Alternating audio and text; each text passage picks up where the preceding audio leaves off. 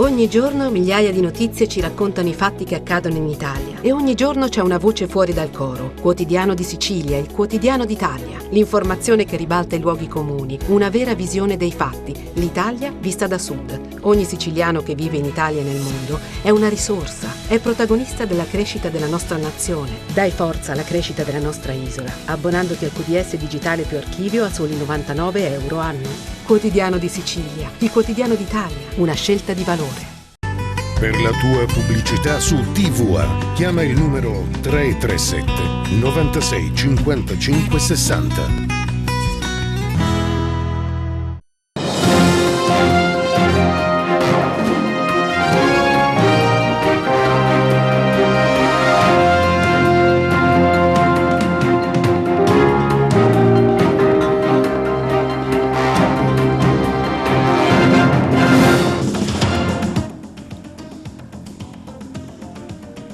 Il cartello sociale di Agrigento ha incontrato ieri sera il nuovo commissario dell'ASP di Agrigento Capodieci per un confronto sulla sanità agrigentina.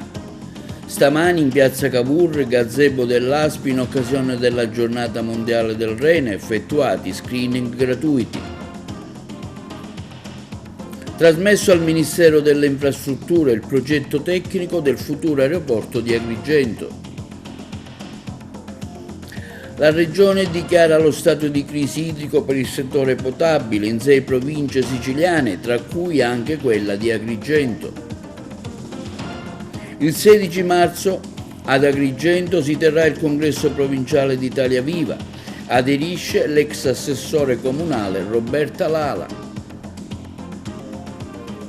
Riconsegnato il teatro di Costa Bianca a Realmonte dopo i lavori di ristrutturazione effettuati a un anno dalla sua chiusura. Esplosioni al largo della costa licatese, forti preoccupazioni espresse dalle associazioni ambientaliste agrigentine. Continuano gli eventi del 76° Festival del Mandorlo in Fiore, stasera in via Atenea lo Street Folk Festival.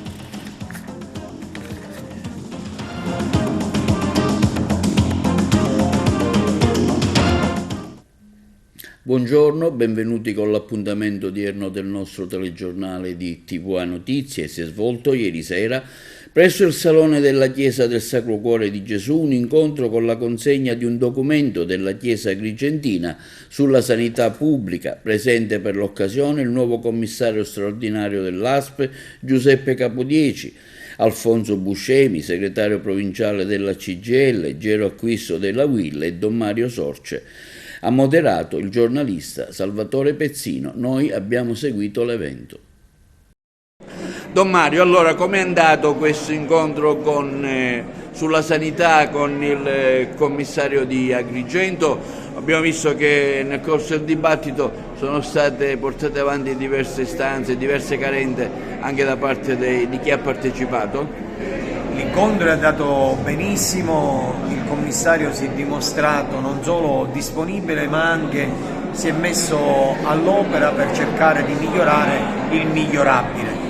Oggi abbiamo presentato un documento importante da parte della Chiesa agrigentina sulla sanità pubblica che vuole essere un contributo non tanto e solo per sottolineare le criticità che ci sono nel nostro territorio a livello provinciale, regionale e nazionale, ma anche perché tutti e ciascuno, e in particolare la politica, i nostri politici agrigentini, possano dare un contributo perché ai 3 livelli si possa davvero cercare di migliorare la sanità pubblica, che continua ad essere un diritto costituzionale. Una sintesi, un bilancio di questo incontro con il commissario da parte del cartello sociale di cui voi siete componenti? Abbiamo invitato il commissario a partire dalle piccole cose, non trinceriamoci dietro i medici che non ci sono ancora 1400 lavoratori da assumere oltre ai 500 medici, partiamo da tutte quelle figure professionali, facciamo i concorsi, incominci a girare il nosocomio della nostra provincia, verifichi quali sono tutte le istanze che il personale ormai, il servizio anche per 2 o 3 turni di fila necessita e diamo le prime risposte. Sentiamo il parere della UIL. Una nota positiva è la disponibilità che ha dato il commissario straordinario Capodieci al confronto con il cartello sociale rispetto alle problematiche che vive la sanità in provincia di Agrigento. Certo, lui eredita una situazione drammatica, fatta solo spesso e volentieri di annunci e poi le cose non venivano concretizzate. Penso che dalle cose che ha detto che vuol fare nel giro di poco tempo si possa invertire questo trend negativo che si vive nella provincia di Agrigento. Noi siamo qua ad aiutare e a far sì che le cose possano cambiare in meglio per la nostra terra. Un interessante confronto con i componenti del cartello sociale ma anche con la cittadinanza. Ecco, sono arrivate tante richieste, la segnalazione di tantissime criticità delle strutture ospedaliere agrigentine. Ecco, che idea si è fatta di queste richieste e quali risposte si potranno dare ovviamente nei dovuti tempi da parte sua come responsabile dell'ASP? Stiamo lavorando già da un mese e mezzo nell'ASP per cercare di risolvere queste criticità. Magari ogni giorno ne escono di nuove perché io sono ancora in una fase di analisi della situazione in attesa delle nomine da direttori generali che ancora non c'è e quindi stiamo lavorando con gli uffici, con i medici, abbiamo visitato tutti gli ospedali della provincia, stiamo cercando di creare quelle strutture territoriali che possono decongestionare i pronto soccorsi degli ospedali e stiamo cercando di dare risposte anche ai nostri dipendenti, perché è giusto che chi lavora in una struttura pubblica sia soddisfatto del suo lavoro. La maggiore istanze sono arrivate per il pronto soccorso agrigentino? Il pronto soccorso stiamo per aprire il cantiere di nuovo che è chiuso da un anno. Ci sono degli intoppi burocratici, però speriamo entro la fine del mese di poter aprire di nuovo il cantiere e dare quindi una risposta soprattutto di sicurezza a chi si rivolge al pronto soccorso dell'ospedale. Ecco, da questo giro che si è fatto, che idea si è fatto un po' del livello della sanità di Agrigento in provincia? Ma ci sono zone d'ombra e zone chiare, zone di eccellenza e zone invece di grande criticità. Lavoreremo su queste seconde per cercare di rimetterle alla pari dei reparti dove invece le cose magari funzionano. Ricorre oggi la giornata mondiale del rene, anche l'ASP di Agrigento ha organizzato dei gazebo in provincia per effettuare dei controlli preventivi gratuiti. Stamani gazebo anche in piazza Cavour ad Agrigento, abbiamo fatto un servizio. Siamo con il presidente dell'Ordine dei Medici, il dottore Pitruzzella. Oggi giornata mondiale del reni, il controllo che stiamo avendo qua in piazza Cavour. Oggi devo dire grazie al primario della nefrologia di Agrigento per aver organizzato questo incontro, questo sit-in qua in piazza per la prevenzione delle malattie del rene. Importante la prevenzione, qui infatti faranno un esame d'urina e gli screening basilari, gli esami ematici per poter vedere subito se ci sono delle alterazioni, perché è importante arrivare in quanto il progresso scientifico è andato molto avanti e oggi abbiamo delle terapie che possono ritardare di molto quello che poi è la fase finale, cioè la dialisi. Addirittura con le terapie ultime noi abbiamo una diminuzione dei casi di pazienti che vanno in dialisi, una diminuzione del 20%, quindi un plauso ancora, e noi che siamo come mission abbiamo la salute dei cittadini, ecco, non possiamo che plaudire a questa iniziativa. Dottor Pitruzzella, ecco, quali sono i primi sintomi per cui una persona deve, diciamo, preventivamente, tra virgolette, allarmarsi? Ma veramente non ci sono sintomi ben evidenti che possono allarmare, quindi è dall'esame delle urine, da una zotemia minima che si può fare, da una creatinina, con questi esami già si può avere perché quando si hanno dei sintomi, quando si ha un edema agli arti inferiori, quando si hanno altri sintomi, allora forse poi è tardi. La Croce Rossa mette a disposizione questo stand per queste importanti giornate oggi dedicate al rene? Sì, esatto, anche quest'anno siamo a fare questa, insieme all'ASPA, questa prevenzione, che è una cosa molto importante e utile, e sono quei servizi belli dove noi siamo sempre fortunatamente presenti. Allora, dottoressa, quali tipi di esami e controlli state facendo oggi, che nella giornata mondiale del rene? Allora, buongiorno. Oggi siamo in piazza Cavour per fare uno screening delle malattie renali, misuriamo la pressione, prendiamo la glicemia, facciamo l'esame delle urine e poi rilasciamo ai pazienti un foglio per appunto indicare gli esami eventuali di approfondimento che potrebbero fare. Ecco, quali sono i sintomi per cui una persona si deve preoccupare e magari fare prevenzione? Sicuramente la pressione alta, la glicemia alta e le alterazioni urinarie, quindi le proteine nelle urine, il glucosio nelle urine. E nel caso in cui riscontriamo queste alterazioni, i pazienti sono invitati a venire in ambulatorio, in ospedale e a fare esami di approfondimento. I fattori di rischio? La pressione alta di sicuro nei pazienti nefropatici, nei pazienti diabetici, il colesterolo alto, la glicemia alterata sono tutti indici di un non corretto funzionamento e quindi possibili problemi cardiovascolari. Ecco, come sta andando oggi qui in piazza Cavour? Bene, ci sono già molti pazienti che sono venuti a fare dei controlli e quindi andiamo avanti oggi per tutta la giornata, sta andando molto bene. Ecco, quale raccomandazione fare? Così in generale magari a chi aveva... Allora, dopo una certa età, quindi dopo i 55-60 anni, è bene sempre controllare la pressione a casa, dal farmacista, dal medico di base, fare gli esami di routine che comprendono la funzione renale, l'emocromo, la glicemia, il colesterolo e poi in base alle patologie appunto fare le visite di controllo, rutinarie. Messo al Ministero delle Infrastrutture a Roma il progetto tecnico del futuro aeroporto di Agrigento. Ce ne parla Margherita Trupiano. È stato presentato ieri al Libero Consorzio di Comuni, che ne ha subito disposto la trasmissione al Ministero il progetto dell'aeroporto di Agrigento, che ricalca in maniera abbastanza netta quello già elaborato e proposto dall'allora Presidente della Provincia Eugenio Dorsi, che prevedeva la collocazione dello scalo aeroportuale nella piana di Licata. Poi la Commissione Trasporti dovrà stabilire se inserire l'opera nel piano nazionale e si dovrà procedere al finanziamento. Ancora una strada lunga e in salita. Intanto esulta il deputato nazionale Gerlando Pisano.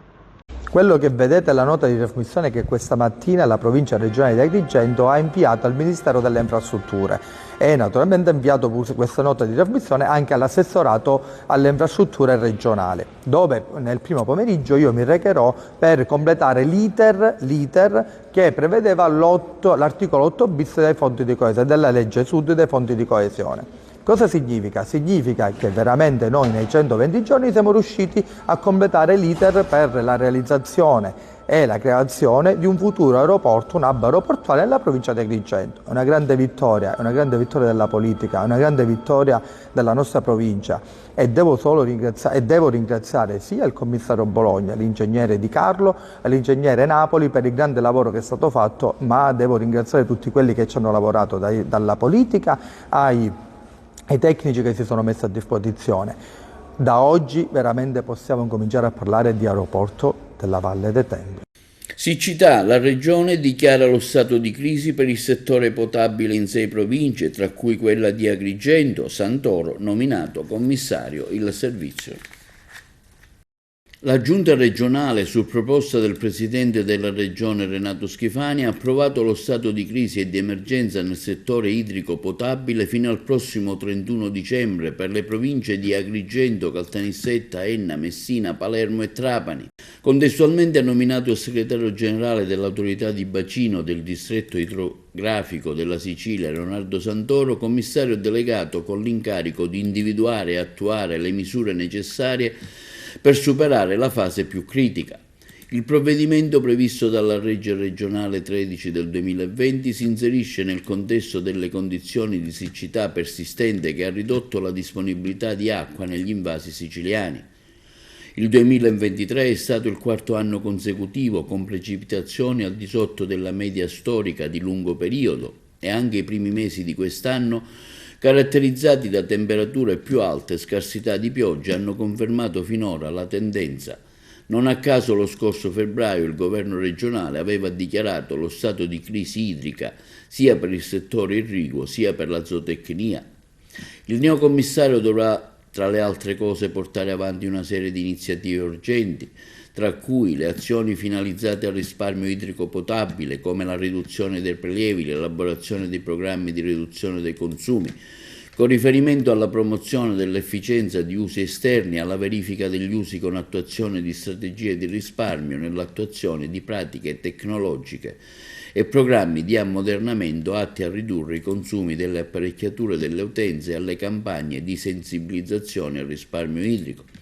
Azioni finalizzate all'aumento delle risorse disponibili, come il coordinamento con il commissario straordinario nazionale per l'adozione degli interventi urgenti connessi al fenomeno della scarsità idrica, la ricognizione e la pianificazione degli interventi urgenti, il reperimento di nuove risorse idriche a uso potabile, la ricognizione e le azioni per l'utilizzo di pozzi e sorgenti e l'utilizzo dei volumi morti negli invasi e l'interconnessione degli stessi.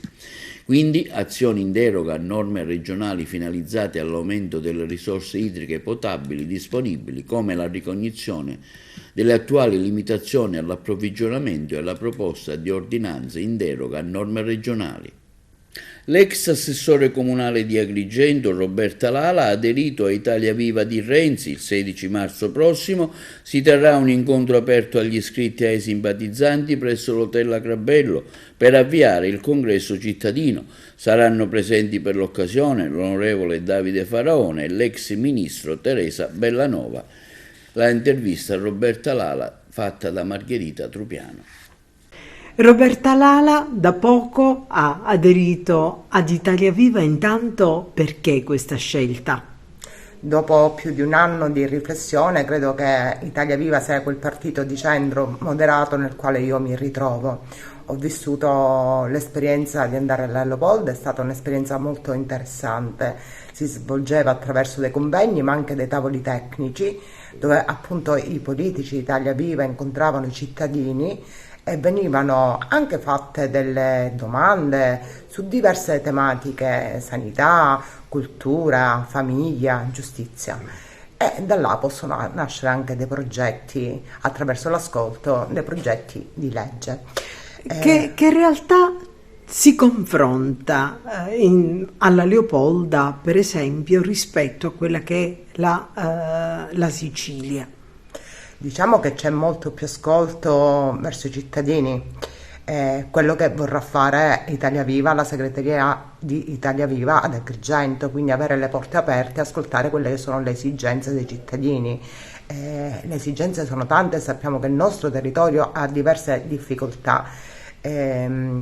Io da ex amministratore so che è difficile amministrare, ma mi rendo anche conto che il nostro territorio è un territorio che ha enormi potenzialità che non vengono sfruttate, e quindi mi chiedo perché dopo tanti anni ancora le strade sono incompiute, mi chiedo perché è tutto rallentato. Io ho alloggiato in un hotel dove il tram passava ogni 3 minuti a Firenze, ho notato una città pulita, una città piena di servizi, perché Agrigento non può essere lo stesso. E noi abbiamo tante cose bellissime, abbiamo l'arte, abbiamo la cultura, abbiamo il paesaggio, non ci manca niente, quindi se questi servizi mancano, che è mancata purtroppo è la politica. Io credo che bisogna sì lamentarsi, ma la lamentela deve essere seguita dall'azione, altrimenti non ce ne facciamo niente di lamentarci nei social. E proprio per questo motivo io ho deciso di cercare di dare per quello che è, posso fare il mio contributo e spendermi per la mia città, e lo faccio con Italia Viva perché è un partito moderato, è un partito di centro e credo che il futuro sia proprio nella moderazione e nel centro. Prossimamente ad Agrigento un congresso per comunque rinsaldare le fila di Italia Viva, quali saranno gli obiettivi e le argomentazioni che andrete a trattare? Intanto sarà un congresso molto partecipato, perché ci sarà l'ex ministra Bellanova, ci sarà l'onorevole Faraone, la senatrice Musolino, ci saranno il sindaco di Aragona Pendolino, il vice sindaco di Sambuca Ciaccio e la segretaria provinciale Cristina Scaccia. Questo sarà un congresso per eleggere appunto il segretario cittadino e parleremo di quelle che sono le problematiche del territorio, quindi in quel luogo si struttureranno anche le risposte che noi vogliamo dare al territorio e alla politica che intendiamo fare. Il congresso verrà fatto all'hotel Agrabello alle ore 17, l'ingresso è libero, quindi può venire chiunque, vi aspettiamo. Riconsegnato dall'impresa esecutrice dei lavori il Teatro Costa Bianca al Comune di Realmonte, dopo gli interventi di ristrutturazione, restauro e adeguamento funzionali completati con il certificato di regolare esecuzione, preso atto che le opere sono in perfetto stato di conservazione e di manutenzione e sono privi di difetti o vizi palesi di alcun genere. Soddisfazione espressa per la riapertura del teatro dal sindaco di Realmonte Sabrina Lattuca, che sentiamo in questa sua dichiarazione. Stamattina sono state riconsegnate le chiavi del teatro, quindi obiettivo raggiunto. Per questa stagione siamo operativi, saremo operativi con attività al Teatro Costa Bianca, che è il luogo simbolo di cultura per eccellenza di una comunità e nel caso di specie della comunità di Realmonte.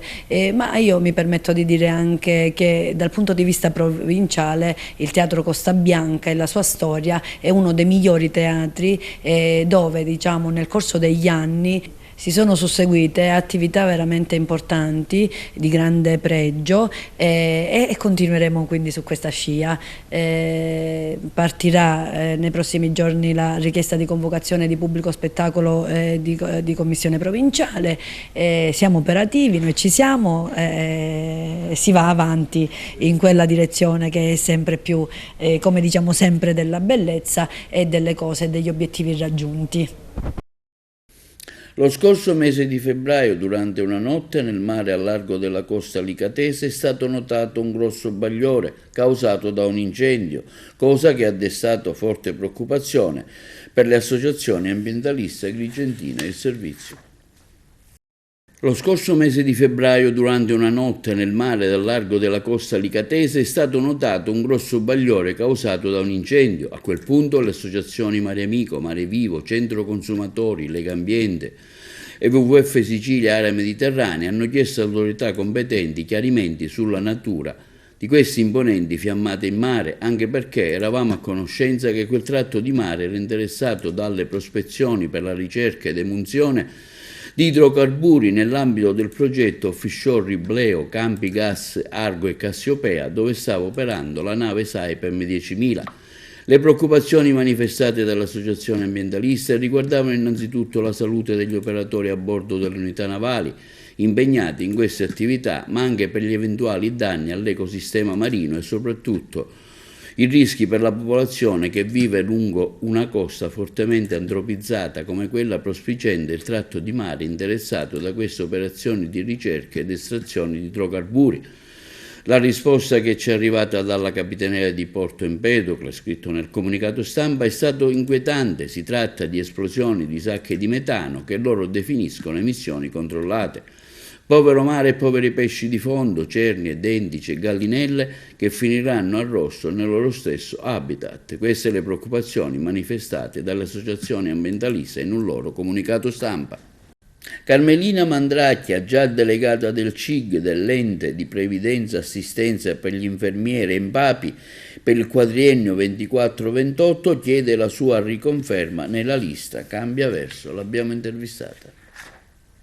Carmelina Mandracchia chiede la riconferma della lista EMPAPI Cambia Verso, delegata per la provincia di Agrigento. Come mai? EMPAPI innanzitutto è un ente nazionale previdenza assistenza professione infermieristica e raccoglie tutti i contributi degli infermieri liberi professionisti in gestione separata e in gestione principale e l'obiettivo dell'ente, essendo una cassa previdenziale privata, è quello di governare, di gestire in maniera oculata tutto il patrimonio che si forma in base ai contributi versati da questi infermieri. La riconferma della gestione 2024 scaturisce dal fatto che quando nel 2020 si è insediata questa amministrazione, ha trovato l'ente in fase di dissesto finanziario dovuta alla mala gestione della precedente amministrazione sino al 2020, tale da avere dalla Corte dei Conti un parere decisamente negativo per una gestione mal condotta, con un buco di bilancio di 112 milioni di euro, di cui 34 milioni di euro non più esigibili per decorrenza dei termini, oltre a scelte scellerate come quella di porsi in relazione con la famosa Ferragni. Durante questi 4 anni la gestione Luigi Baldini, insieme a tutti i componenti dell'ente, ha permesso di arrivare al 2023 con un bilancio considerato dalla Corte dei Conti in maniera positiva, e la Corte dei Conti reputa il governo Baldini efficace. A conferma della lista Cambiaverso e per migliorare ancora questi risultati, che sicuramente si può fare meglio, ma le condizioni pregresse non hanno permesso di guarire economicamente l'ente, l'hanno messa in buona salute. Quindi la continuità che si chiede per questa lista è dovuta proprio al fatto che si possono vanificare i risultati ottenuti, che non sono di poca rilevanza. Pertanto vi chiedo di confermare la lista Cambiaverso e di confermare la mia elezione, diciamo, continuando con questa amministrazione, mettendo in campo la mia esperienza al nord relativamente proprio alla gestione ospedale territorio e quindi la rivalutazione degli infermieri liberi professionisti. Per maggiori delucidazioni rispetto a cosa ha fatto l'amministrazione 2024 vi potete collegare al sito www.tutelainfermiere.it. Cliccando sull'immagine Carmelina Mantracchia potrete trovare una pagina dove viene dettagliatamente descritto e anche potete ascoltare dei video che sono esplicativi rispetto a quanto è stato fatto da Empapi in questi ultimi 4 anni. Verrà inserita una chat all'interno del sito attraverso la quale potete porre delle domande e alle quali verranno date delle risposte. Continuano gli eventi per la festa del mandorlo in fiore ad Agrigento, con sfilate tra le vie cittadine dei gruppi folk internazionali.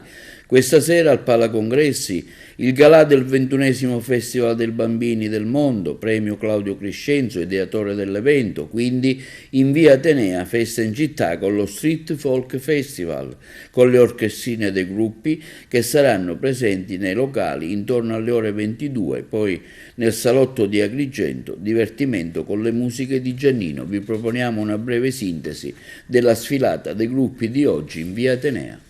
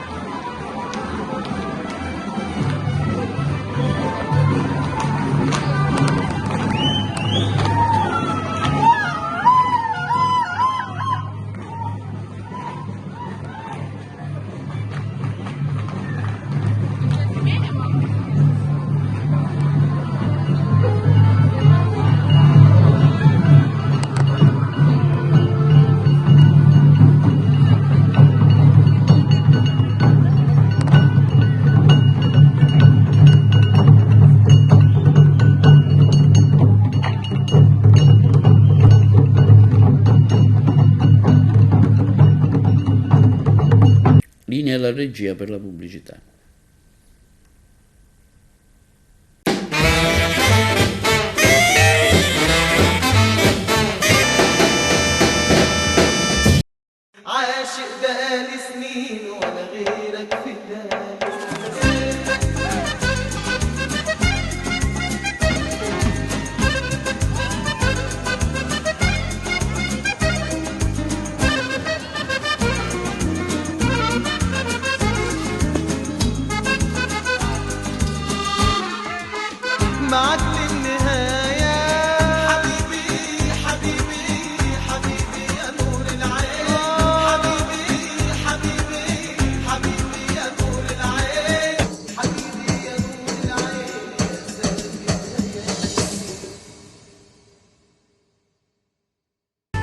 Per la tua pubblicità su TVA, chiama il numero 337 96 55 60.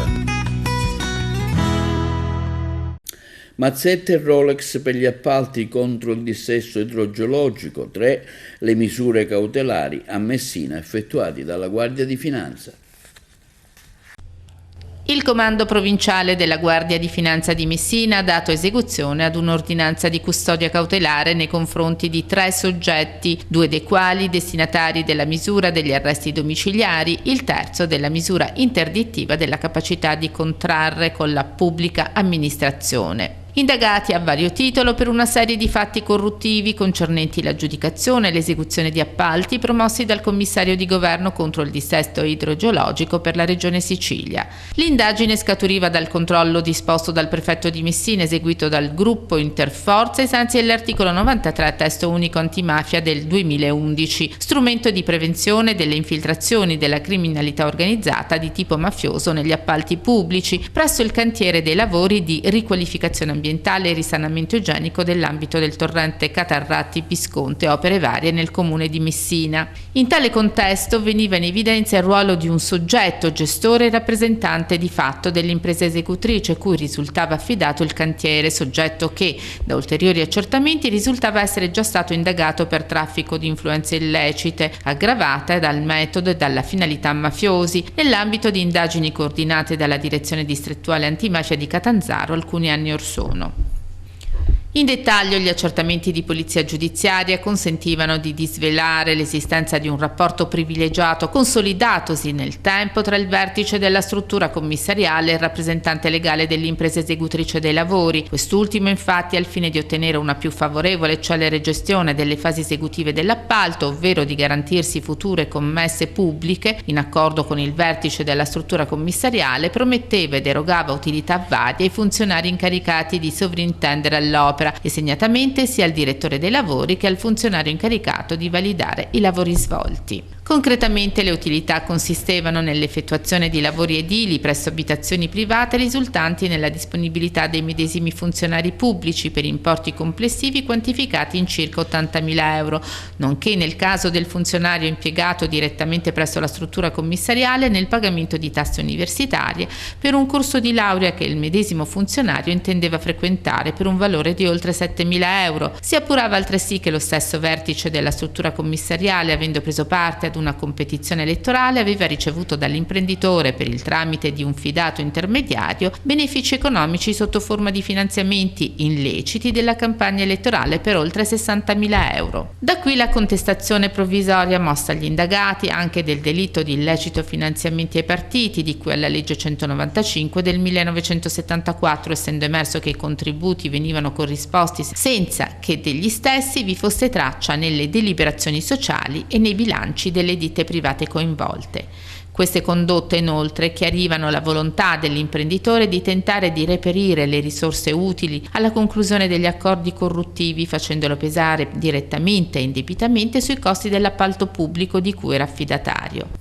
Ancora si documentava come il rappresentante di fatto della società affidataria dell'appalto avesse acquistato un orologio Rolex del valore di oltre 20.000 euro in favore della persona che intermediava le dazioni illecite a favore della menzionata campagna elettorale ed effettuava sempre a beneficio di quest'ultimo lavori di ristrutturazione presso un noto negozio di abbigliamento sito in Messina per un valore di oltre 30.000 euro, e ciò al fine di remunerarne l'illecito compito. Da ultimo, sempre su richiesta del vertice della struttura commissariale e in questo specifico caso con l'intermediazione di un diverso soggetto privato legato da rapporti di fiducia al commissario, la società appaltatrice effettuava importanti lavori di messa in sicurezza presso una rinomata struttura ricettiva privata per un importo di quasi 100.000 euro. In conseguenza dei molteplici illeciti attribuiti al rappresentante legale della società affidataria dell'appalto pubblico, sono stati altresì contestati alla stessa compagine privata gli illeciti di cui al decreto legislativo 231 del 2001,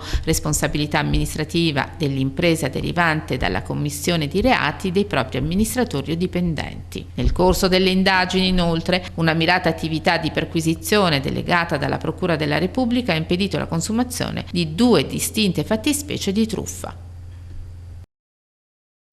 Al via ad Alcamo dal 5 al 7 aprile prossimo, nel cuore della città, Choco Wine Fest, seconda edizione. Il servizio da Trapani.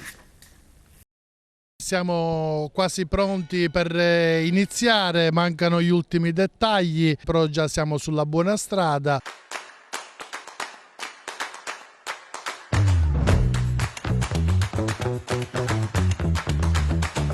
CNA Sicilia, che io rappresento in qualità di vicepresidente, fa parte del consorzio del cioccolato di Modica, quindi basta dire questo per essere stato convinto a partecipare a questa organizzazione di questa grande festa.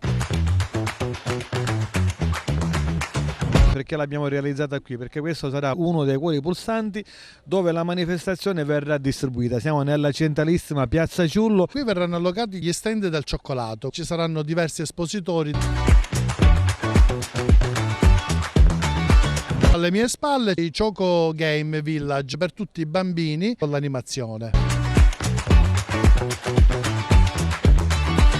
Parlando con vice sindaco Caterina Camarda e dell'associazione, quindi Fiore dell'Asmo Longo, ho detto che era arrivato il momento di istituire un partenariato che ci permettesse di poter collaborare all'organizzazione di questo evento, facendo in modo che la opportunità che ci danno anche una serie di bandi a livello regionale per poter far diventare da qui a presto questo evento un evento a livello regionale. Gli stand saranno una 60, tra quelli del cioccolato, quelli del vino, delle eccellenze gastronomiche del territorio. La nostra organizzazione crede molto nel settore agroalimentare. Il nostro segretario regionale Tindaro Germanelli sta realizzando una serie di eventi proprio in questo periodo a livello siciliano. In qualità di presidente provinciale della CNA mi sembrava più che opportuno dare questo forte contributo alla città di Alcamo. Questo evento non si limita solo e semplicemente ad un momento di festa, di gioia, rappresenta anche un momento dal punto di vista della propulsione economica.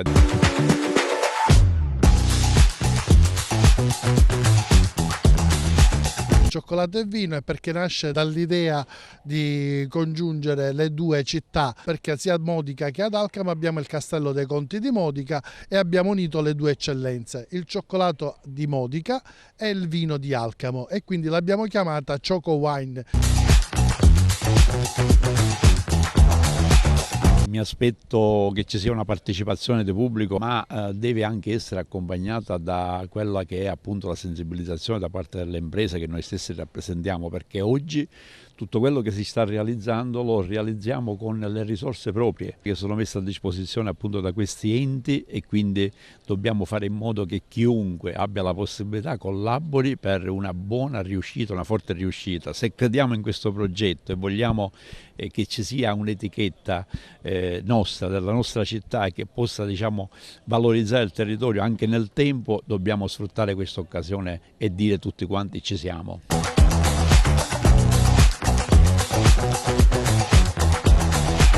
Partenariato e questa collaborazione sarà a 3 tra l'associazione STS, il comune di Alcamo e quest'anno grande novità la CNA.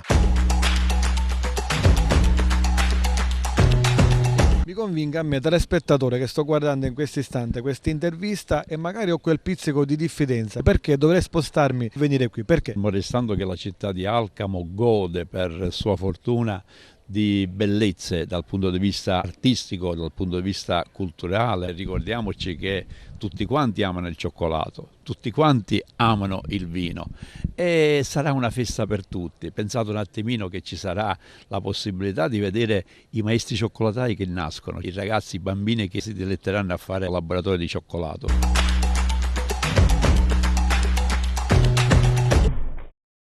E a Frazzanò, nel Messinese, sono stati effettuati 3 arresti per una rapina a una gioielleria del luogo.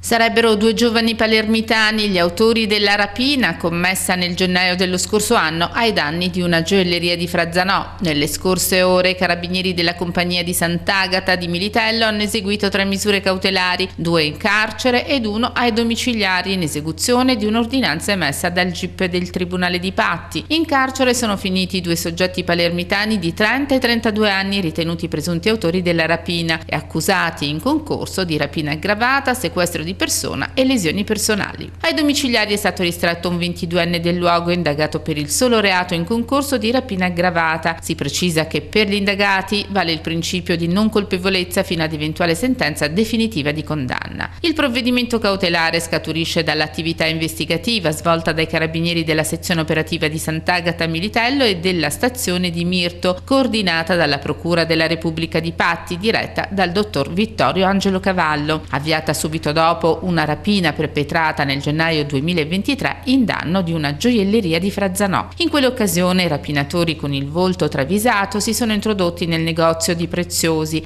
e dopo aver percosso il proprietario si sono impossessati di diversi gioielli, orologi e denaro per un valore totale di circa 40.000 euro. Prima di darsi alla fuga, i malviventi hanno immobilizzato, legandolo mani e piedi, il gestore che tuttavia era riuscito ugualmente ad attivare il sistema di allarme che ha permesso l'immediato intervento dei militari dell'Arma. La successiva fase delle indagini ha permesso di ricostruire la verosimile dinamica dei fatti e di accertare la presunta complicità di un 22enne della zona. Infatti, secondo la ricostruzione dei carabinieri, il giovane prima della rapina si sarebbe recato nella gioielleria con il pretesto di acquistare dei preziosi. Una volta ultimato l'acquisto sarebbe uscito dal negozio lasciando volutamente aperta la porta d'ingresso proprio in concomitanza dell'arrivo dei rapinatori, che senza alcun problema si sono introdotti all'interno del locale per commettere il reato.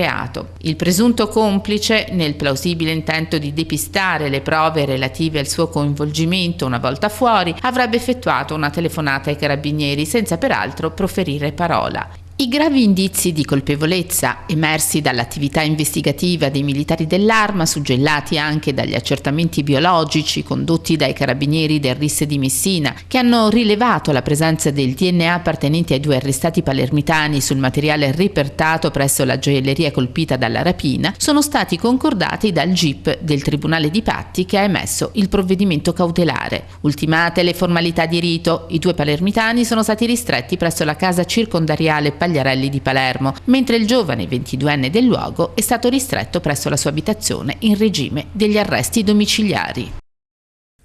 Una mostra a Strasburgo al Parlamento europeo sui giornalisti uccisi dalla mafia, il servizio da Palermo.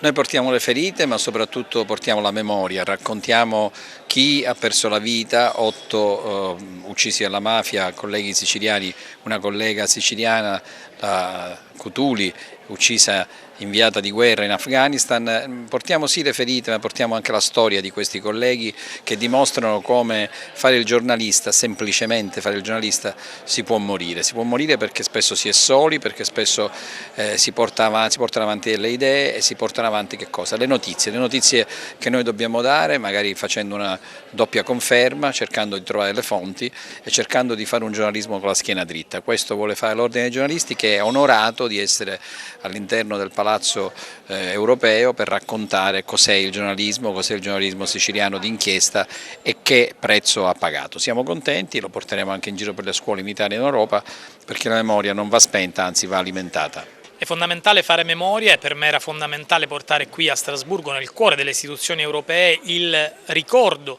di giornalisti e prima ancora che giornalisti cittadini siciliani che hanno dato la vita, hanno perso la propria vita per aver raccontato la verità, e quindi per amore non solo della verità ma anche degli altri cittadini, perché un paese senza memoria è un paese che non ha futuro, ma un paese senza stampa libera è un paese che vive sotto una campana di vetro. Loro erano dei giornalisti coraggiosi, alcuni di loro, per esempio Impastato e Fava, addirittura sono stati accusati anche dopo la morte di essere, nel caso di Impastato, un terrorista che voleva mettere una bomba, nel caso di Fava un donnaiolo che era stato ucciso per questioni d'onore, di corna. Ci sono voluti anni perché fosse universalmente riconosciuto che erano vittime di mafia. Ecco, evitiamo che possa succedere ancora questo, facciamo memoria del passato affinché il presente e soprattutto il futuro possano essere più felici e possano avere un giornalismo più libero. E questo è tutto per TV Notizie di oggi, vi diamo appuntamento alle prossime edizioni e vi ricordiamo che i nostri programmi sono visibili in streaming su televideoagrigento.tv, sul canale nazionale 268 alle ore 15 e alle ore 20, il nostro telegiornale andrà in onda su Video Sicilia, canale 93 del digitale terrestre. Questo è tutto e vi auguriamo una buona serata.